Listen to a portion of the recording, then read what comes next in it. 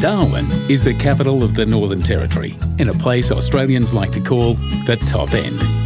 Situated at the edge of the Timor Sea, the city is closer to Bali than Australia's other major capitals.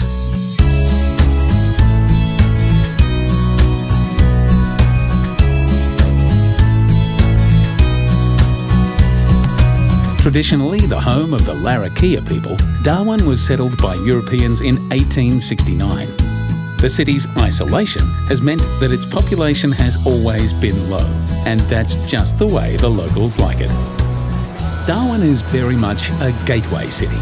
It's the gateway to wild outback adventures. It's the gateway to the Aboriginal Dreamtime. And it's the gateway to a relaxed state of mind that you can only appreciate once you're here.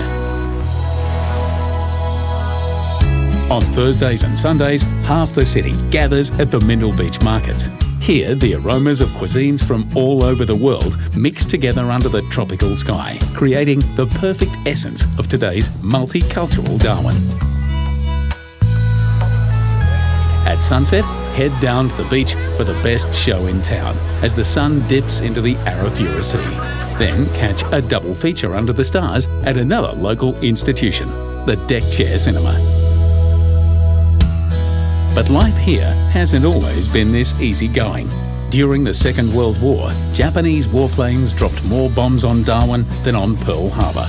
You can learn more about those dark days and about the city's ongoing military significance at the Defence of Darwin Experience and the Australian Aviation Heritage Centre.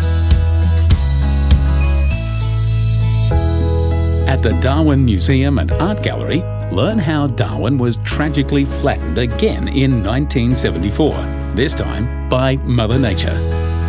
The museum and art gallery is also the perfect introduction into local cultures and the territory's unique natural environment. While you're here, say hello to Sweetheart, a rogue croc that developed a taste for small aluminium boats before he was finally caught. Sweetheart's much quieter these days, but you can still experience the awesome power of Australia's salt and freshwater crocs at Crocodilus Park. Just a 15-minute drive from Darwin, the park is home to over 1,000 crocs, from hatchlings to adults weighing over half a ton. But to get close, real close, make tracks to Crocosaurus Cove, right in the heart of the city. Have a go at feeding the crocs, or better still, climb into the cage of death and be lowered into a tank with some of the largest captive salties on the planet.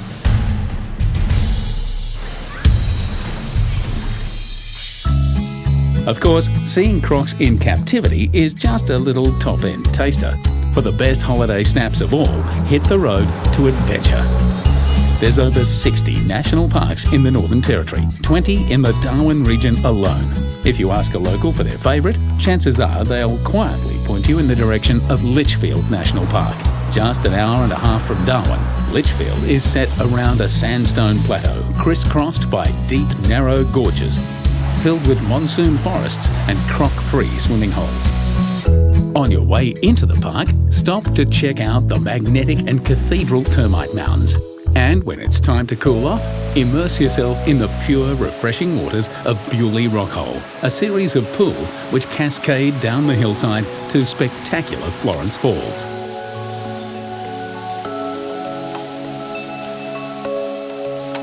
A little further into the park are Tolna and Wangi Falls. Step into the primordial waters and let your worries float away.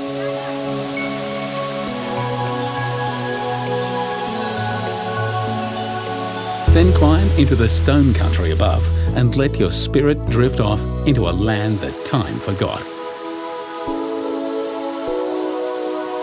But if you want to step further back in time, into a place Australia's Aboriginal people know as the Dreamtime, head to Kakadu. Half the size of Switzerland and home to 1/3 of Australia's bird species and some of the world's oldest art galleries, Kakadu is more than a national park. It's a national treasure.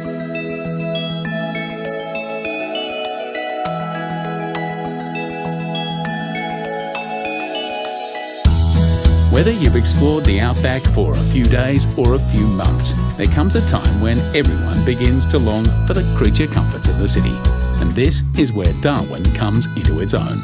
It's the perfect gateway back into the world. And not just any world, but the way the world should be. Big-hearted, relaxed, and forever connected to the rhythms of nature and the human spirit.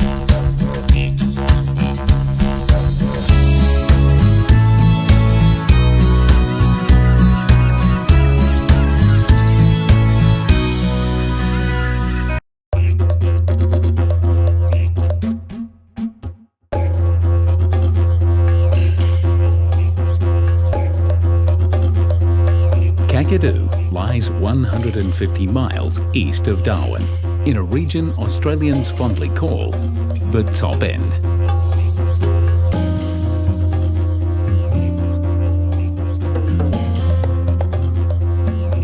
While Canberra might be the seat of the nation's power, Kakadu is one of those few places where you'll discover the country's soul. World Heritage listed Kakadu is a geological, biological and cultural wonderland. It's more than just a national park, it's a national treasure.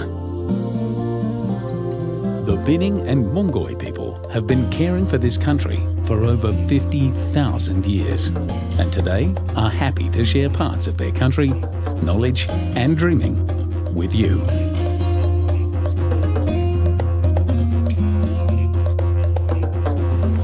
A 3-hour drive from Darwin, Kakadu is open year-round, but most visitors come during the dry season, from May to October, when most of the park's roads are open. Just because this is the outback, don't think you have to rough it. There are comfortable hotels and campsites, and visitors centres where you can stock up on supplies, fuel and information. You'll need to set aside a few days to fully explore Kakadu, and once there, the best way to experience the park is by off-road vehicle and on foot. The park has around 25 marked trails, from short walks to multi-day hikes. The walk to Jim Jim Falls is only half a mile, but it's a walk that you'll never forget.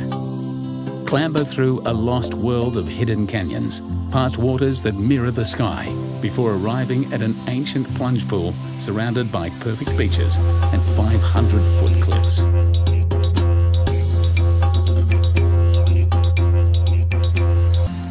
Six miles away is Twin Falls. Here, at the end of a forested gorge, is the sort of place many dream about, but few will ever see.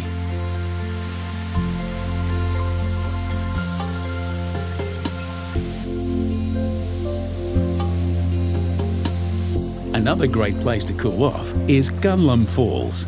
From the campground, hike to the top of the falls for views all the way to far-off Arnhem Land.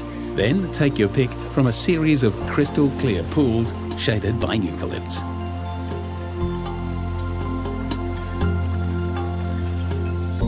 Kakadu is dotted with thousands of art sites, with some ancient galleries featuring paintings dating back over 20,000 years.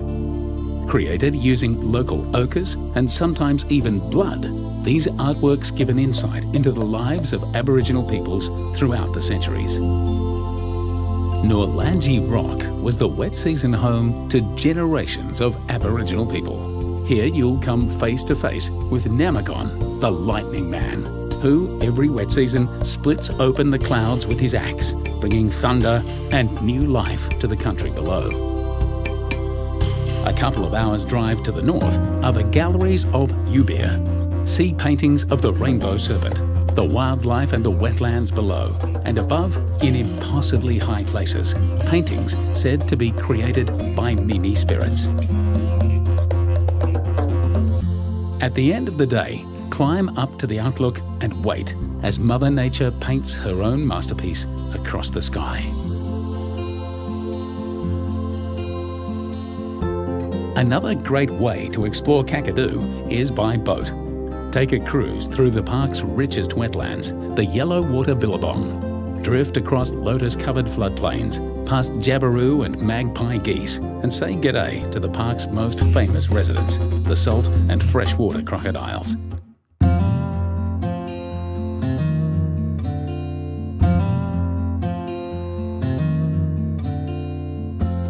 But to really appreciate the incredible scale and majesty of Kakadu, take to the air. A chartered flight will have you soaring over East Alligator River, Dinosaur Valley, the Magella Wetlands, places untouched by the hands of time.